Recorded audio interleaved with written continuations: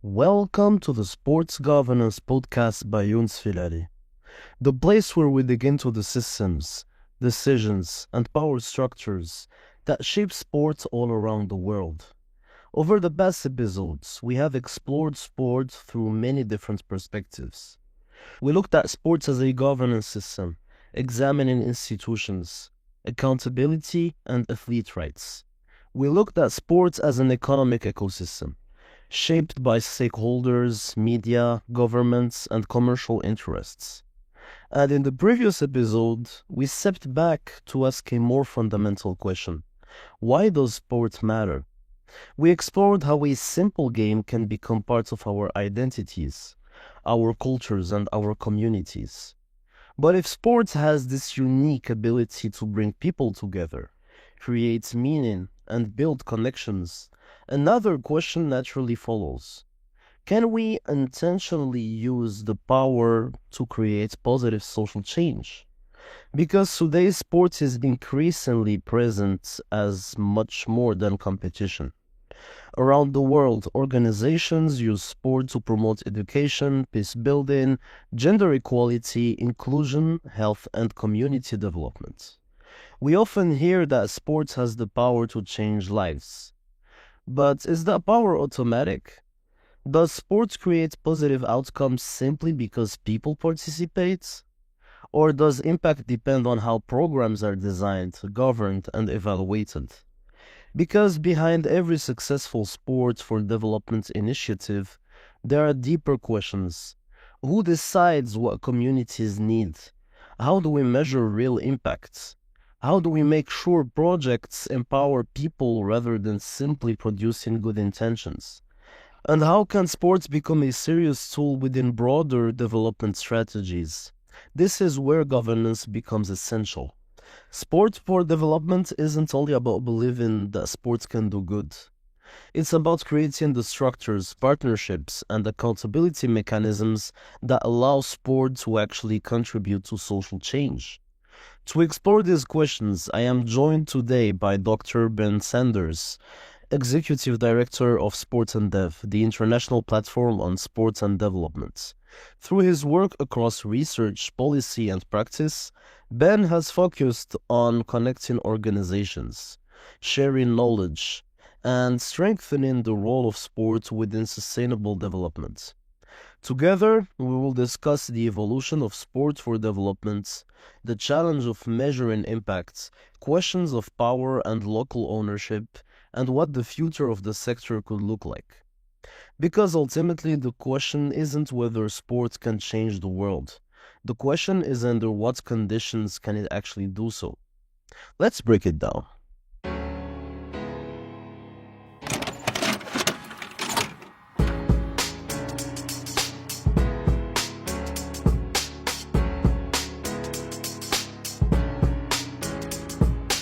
Thank you, Ben, for accepting to joining us today.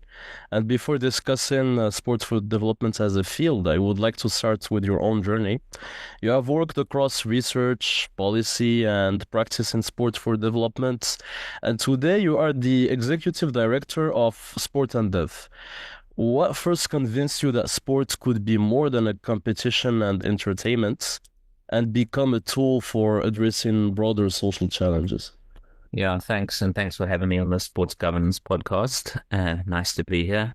Yeah, it's a good question. I mean, I always enjoyed sport and played a lot of sport when I was young. And, I guess it played an important part of my life. But I also grew up in Southern Africa, Zimbabwe, South Africa. So I guess I also had maybe a bit of a social conscience or, seeing the injustices in this part of the world. So was, thought about ways to get back. I didn't know that there was a field like sport for development in the beginning. And I only really found out about it, well, maybe 2006, 2007 or something.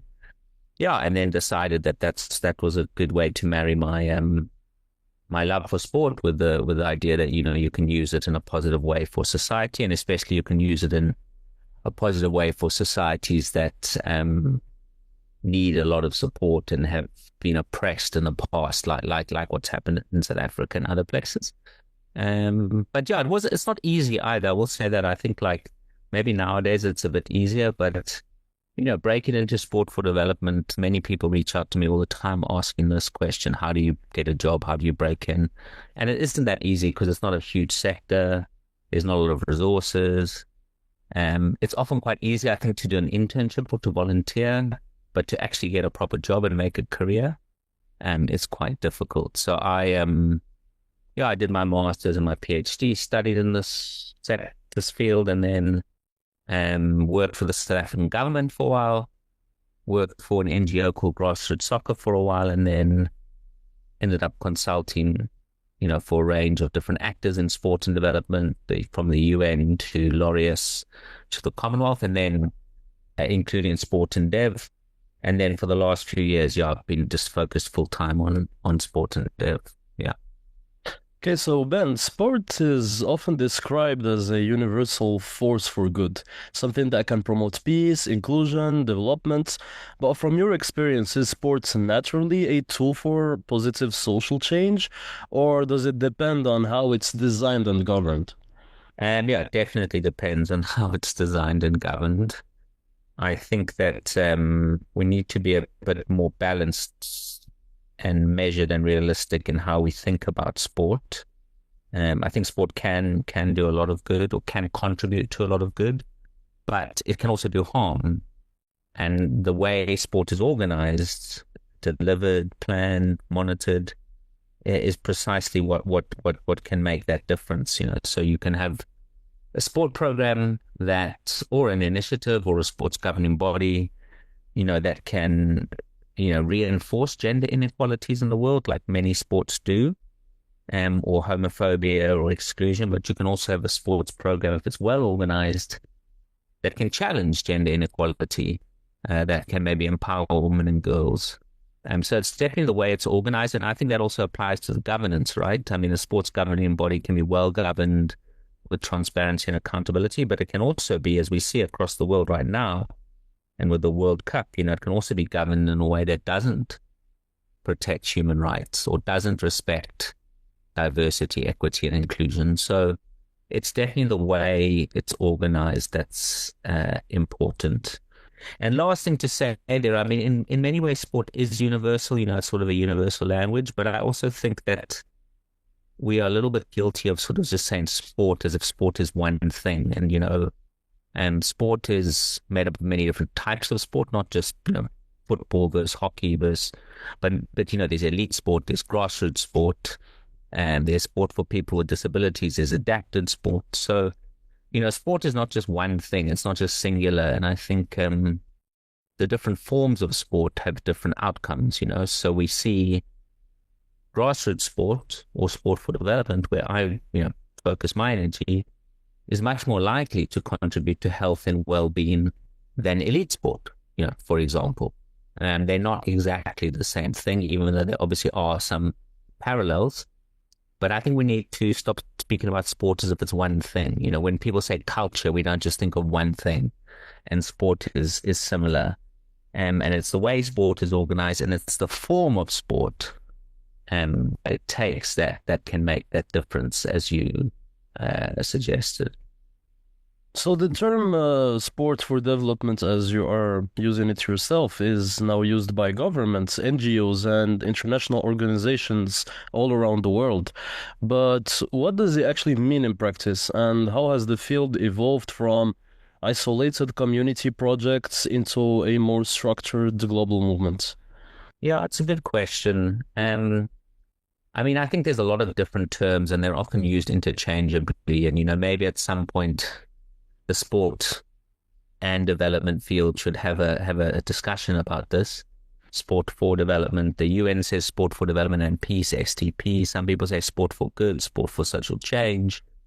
Really, I think it all boils down to the same thing, which is sport, using sport to serve society, to service the needs of society, rather than, I think, society serving sport, which, as you know, I spoke to in that sporting dream. But sport should serve society and all of society, especially the most marginalized. So, there's a lot of different words and jargon and terms, but actually I think really all it is using sport for society's benefit, not for sporting benefit, not for excellence, not for medals, not for achievement, but using sport for goals and beyond the playing field. Which I actually think is the most important role sport can play. I'm much more interested, and I think we as a society should be much more interested and invested with resources in the role sport plays beyond the playing field, and the goals it can contribute to society, rather than the goals of sporting excellence, which I don't think serve society as well as community sport for all. And one criticism sometimes directed at sport for development is that people assume positive outcomes simply because of projects involving sport. But how do we move from believing that sport creates impact to actually proving and measuring that impact?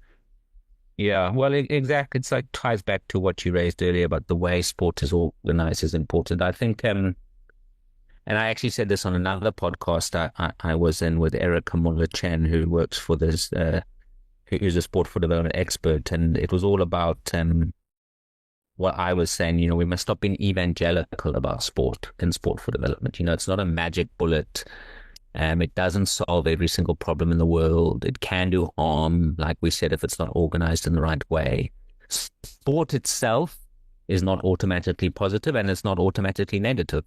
It's the way it's used that is important. And I think that actually all the evangelism around the power of sport and that sport builds bridges. I mean, sport can build bridges. Sport can change communities, but it doesn't automatically. And I actually think that being so evangelical about sport actually undermines sport for development, because people who are very serious about development, and especially those outside of sport, will look at sport and go, well, does sport automatically make a positive difference? I mean, look what's happening with mega events or sport governing bodies. Look what's happening with human rights in sport. So I think we need to be a bit more like self-critical and look at this, not because sport can't do a lot of good, it can, but we need to be critical if we want to move forward. And I think we need to stop being evangelical about sport. Well, when we talk about sports governance, we often focus on international federations, competition, and elite sports. But when sport is used for development, who is actually responsible for governance and accountability? Is it NGOs, governments, sports organizations, the funders, or the community themselves? Well, it's a good question. I mean,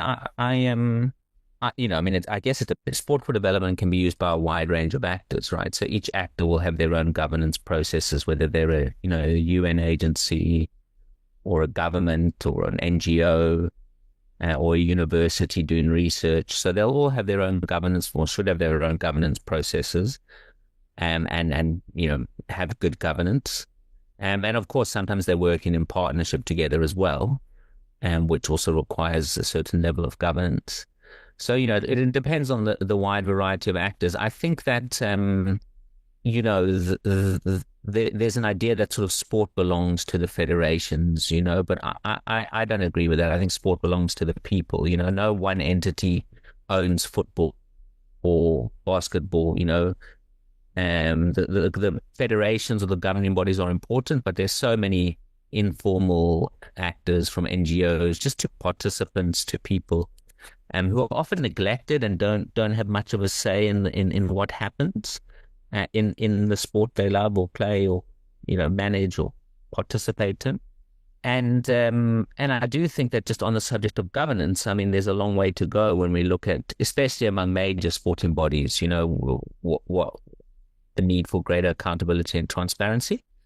And also within probably some of the NGOs and civil society actors. I do think while governments, UN agencies and sporting bodies have played an important role, a lot of the sport for development work and a lot of the innovation and stuff has been through civil society and NGOs, who have sort of often worked on the ground close to communities with little resources.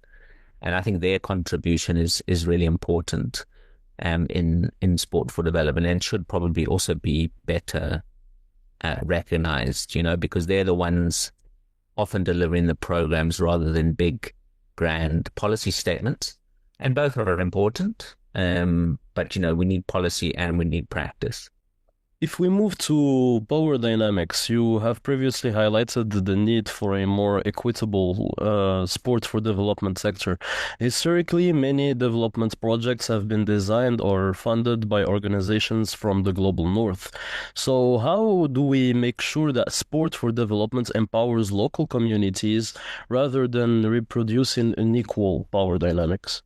Yeah, it's a great question and something I'm very committed to. Yes. I run a global organization, as you know, the International Platform on Sport and Development, sportanddev.org, but I'm based in South Africa, right? And so many people think I must be based in Europe, because I run a global organization.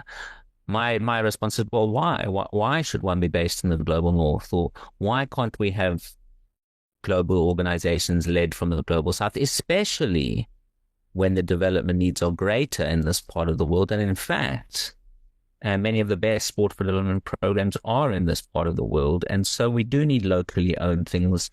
The world is too north driven.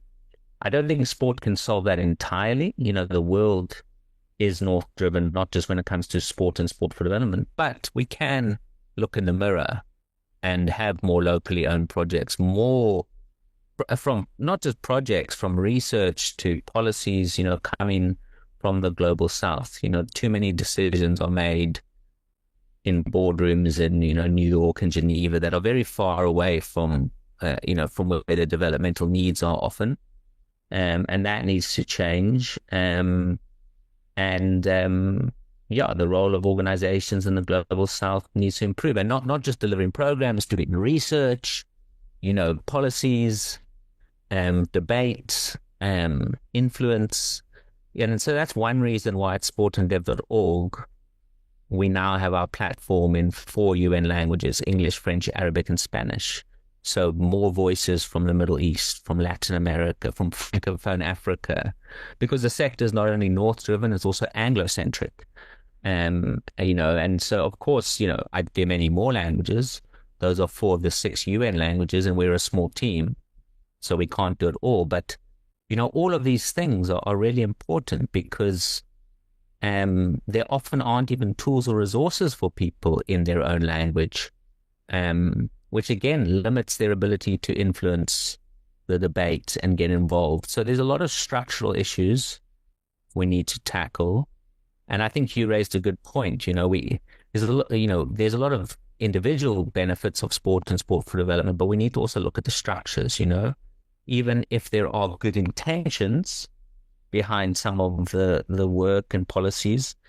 And we need to be careful that we don't just reinforce the structures which, cause the problems we're trying to solve in the first place. And I wrote an article about this once called an own goal in sport for development. We don't mean to score an own goal, but if we keep just reinforcing the power structures and systems without questioning them or challenging them, then to a certain extent we are scoring an own goal, not intentional. And I think this is why, despite all the good work that's happened in sport for development, we still see so many inequalities, because a lot of good work has happened with specific programs or specific organizations in specific places, but not enough work has been done on the social justice front to say, let's challenge the power structures, governance structures that oversee sport or sport for development. So a bit of a long answer, but I think it's really important to think about who's making the decisions and where the power lies, and that sport can play a role in changing that. Even if we can't change the whole world, we can make sport at least more balanced, less north-driven, more inclusive, etc. Moving on to sustainable development goals. Sport is recognized as an enabler of sustainable development, but it doesn't have its own dedicated SDG or target or indicator. Does it limit the influence of sport in global development policy? And what role should sport have beyond the 2030 agenda? Yeah, it's a good question. I think the fact that sport's recognized in the SDGs paragraph 37 as an enabler of development is good. It's galvanized a lot of work. It's also provided a common framework for actors to work under. And so that's important. And it has, it's also allowed sport to be adopted more by those outside of sport, which I think is actually more important than those inside sport who already believe in sport. But I think, I think we also do need to go further. What you said is true. I often say there are no binding commitments to using sport. There are no goals, there are no targets, there are no indicators for sport in the 2030 agenda. And in the next set of global goals, I think we should be a bit more ambitious around the scope of sport. Of course, sport that doesn't necessarily mean there will be a specific goal on sport, but is sport recognized more as a cross-cutting mechanism to help achieve other goals? Is the use of sport and physical activity recognized more as a means to contribute to health and reduce health costs and tackle NCDs? Is that more explicit? That levels of physical activity, for example, are maybe an indicator or a target.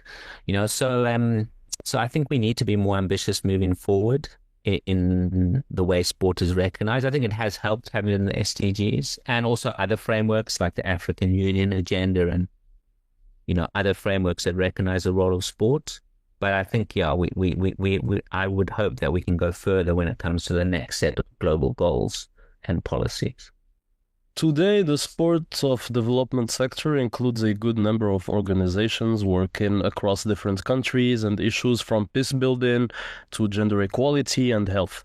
In such a fragmented ecosystem, what role can platforms like sportanddev play in connecting knowledge, organizations, and communities? Yeah, I mean, that's in a way why sportanddev, the international platform on sport and development, exists. Because it is such a diverse sector. And in a way, it will always be a diverse sector, which is both a challenge and an opportunity, right? Because it's sport for development, right? So that means you could be working in public health. You could be working in crime prevention using sport. You could be working in gender equality. So you're working in all these different sectors. There's a wide range of approaches and sports used. So it's going to be diverse, right? Some people are using football for HIV prevention. Some people are using surfing for mental health. Some organizations are using martial arts for violence prevention. So I think that, that diversity is good, but to coordinate that all is difficult, especially because it cuts across sectors, it cuts across sports, it cuts across approaches. And it's not just sport. It's sport with non-sporting components. It's sport with conversations and life skills and messaging that is just as important, actually, those non-sport components in sport for development.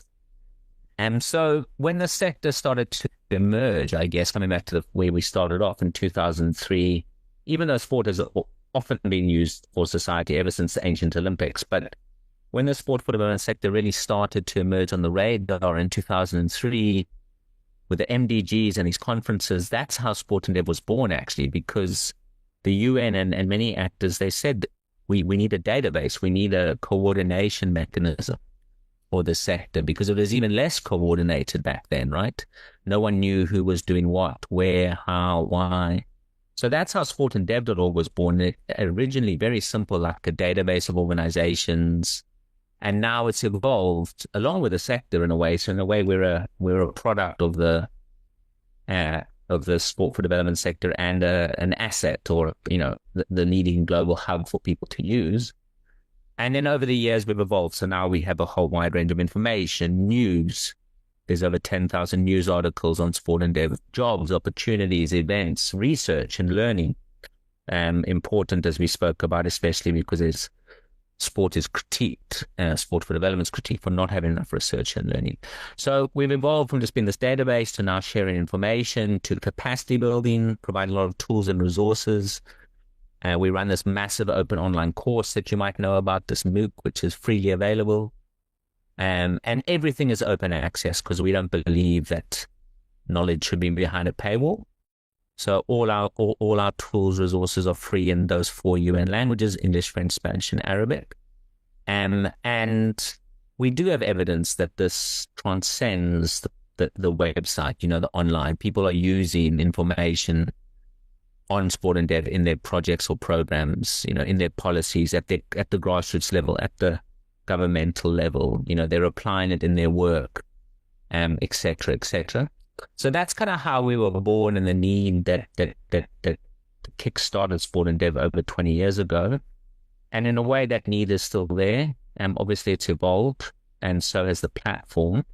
But there is still a need to coordinate the diverse sector and a sector that often, and tends to operate in silos, with a lot of diverse actors, because the sport for development sector is not just sports organizations, and it's not just what people think of as sport for development organizations. It's anyone using sport for development. The UN Refugee Agency are on our board. They are using sport for development. The Commonwealth are on our board. They're using sport for development in policies. So it's not just a small range. In fact, I think there's a huge range of actors that use sport for society or for development, both in sport and beyond sport. And that's who we look to serve, all of them, regardless of, where they come from. Looking ahead 10 or even 20 years, what would a more mature sport for development sector look like? What needs to change for sport to move from being seen as a nice addition to becoming a serious tool within global development strategies? Good question. That's also what drives a lot of our work and my work, I guess, is... Because if I remember well, you have a sporting dream. Yes, exactly. I wrote some of this before in A Sporting Dream. I think that there's a long way to go. I think we've done well. We've come far. We should recognize the progress. But, as Nelson Mandela said, I've discovered that the secret after climbing a great hill is there are many more hills left to climb. So there's still a long way to go. I think, if we think that, say, sport for development started becoming formalized as a movement or sector from 2003, and that's when sportanddev.org was born. We're like kind of a young adult now, right? In a way. And I think that's sort of reflected in where we are. And we need to move forward. We were an adolescent, we were a young adult, we're maturing, we're growing, but we need to keep doing that. We need to keep being critical of the role of sport, using evidence, not evangelism, to guide us, looking at the areas where sport can make a difference. Looking at the research, what it says, what it doesn't say, where are the gaps, where are the opportunities. We know sport can play a big role in promoting health. We know sport can, and we should be making these cases and probably making those cases with, real evidence, and probably speaking in the language that people want to hear. How much money does sport save in the public health system?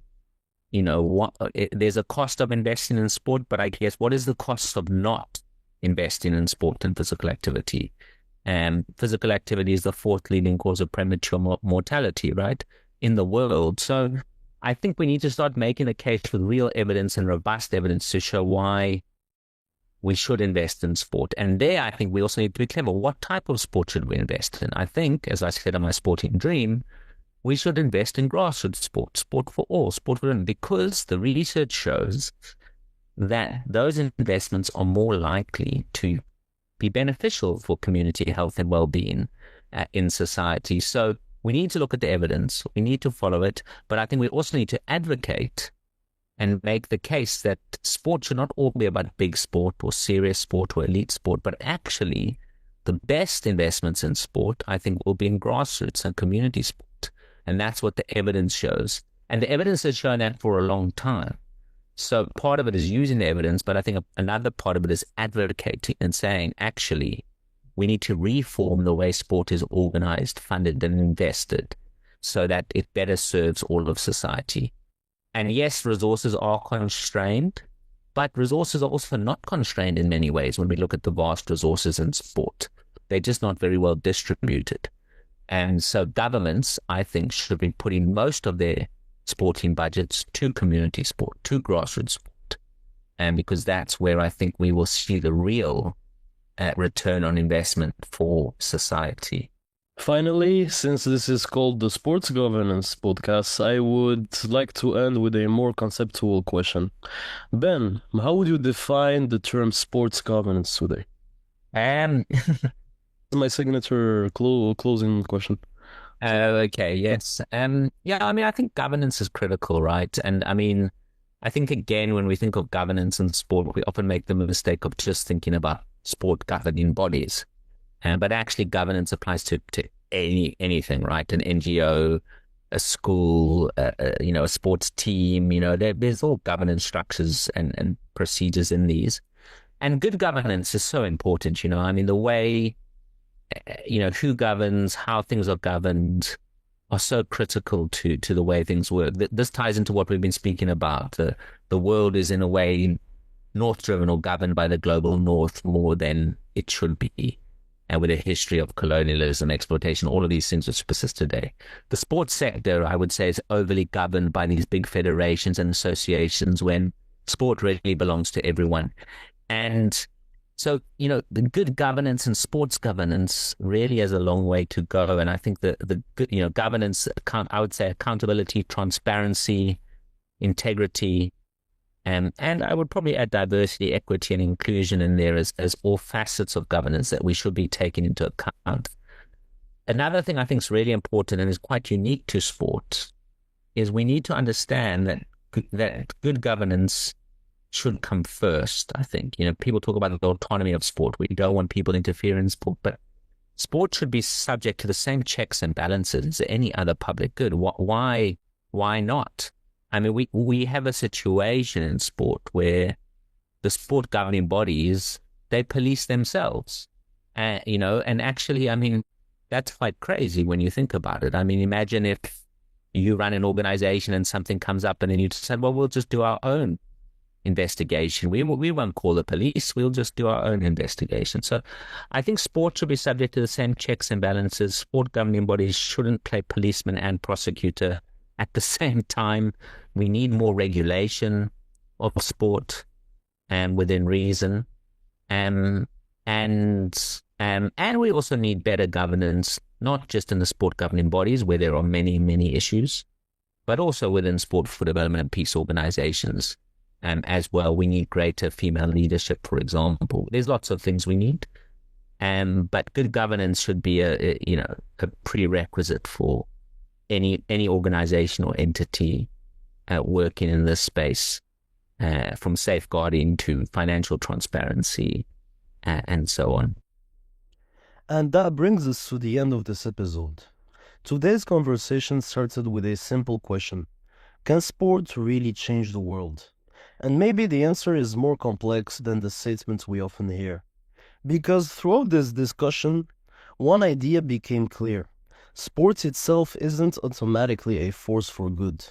A ball, a competition, or a program doesn't create social change by itself. Sports can include, but it can also exclude. It can challenge inequalities, but it can also reproduce them. What matters is how sports is designed, governed, and delivered. With Ben, we explored how the Sport for Development movement has evolved from individual projects into a broader global ecosystem. But we also discussed why good intentions aren't enough. If sport wants to be taken seriously as a tool for development, it needs evidence, accountability, transparency, and a willingness to question itself. Because believing in the power of sport shouldn't mean avoiding criticism. It means asking the difficult questions that allow sport to become better. Who makes decisions? Whose voices are represented? Are communities truly empowered? And are resources going where they can create the greatest impact? Perhaps one of the most important ideas from this conversation is that sport shouldn't exist only for itself. The ultimate objective isn't simply more competitions, more medals, or more growth. It's understanding how sports can serve people, communities, and society. And it requires rethinking the systems behind sports. Who governs it, who benefits from it, and how we measure its value. Because ultimately the question isn't whether sport has the potential to change the world. The real question is whether we are willing to create the structures, governance, and conditions that allow that potential to become reality. If you enjoyed this episode and want to help shape the next ones, let me know in the comments what topics you would like explored. Make sure to follow the podcast on streaming platforms and LinkedIn if you found this useful. You are listening to the Sports Governance Podcast by Younes Fileli. Thank you for tuning in. Until next time. And that brings us to the end of this episode. Today's conversation started with a simple question. Can sport really change the world? And maybe the answer is more complex than the statements we often hear. Because throughout this discussion, one idea became clear. Sports itself isn't automatically a force for good. A ball, a competition, or a program doesn't create social change by itself. Sports can include, but it can also exclude. It can challenge inequalities, but it can also reproduce them. What matters is how sports is designed, governed, and delivered. With Ben, we explored how the Sport for Development movement has evolved from individual projects into a broader global ecosystem. But we also discussed why good intentions aren't enough. If sport wants to be taken seriously as a tool for development, it needs evidence, accountability, transparency, and a willingness to question itself. Because believing in the power of sport shouldn't mean avoiding criticism. It means asking the difficult questions that allow sport to become better. Who makes decisions? Whose voices are represented? Are communities truly empowered? And our resources go in where they can create the greatest impact. Perhaps one of the most important ideas from this conversation is that sport shouldn't exist only for itself. The ultimate objective isn't simply more competitions, more medals, or more growth. It's understanding how sports can serve people, communities, and society. And it requires rethinking the systems behind sports. Who governs it, who benefits from it, and how we measure its value. Because ultimately the question isn't whether sport has the potential to change the world. The real question is whether we are willing to create the structures, governance, and conditions that allow that potential to become reality. If you enjoyed this episode and want to help shape the next ones, let me know in the comments what topics you would like explored. Make sure to follow the podcast on streaming platforms and LinkedIn if you found this useful. You are listening to the Sports Governance Podcast by Younes Fileli. Thank you for tuning in. Until next time.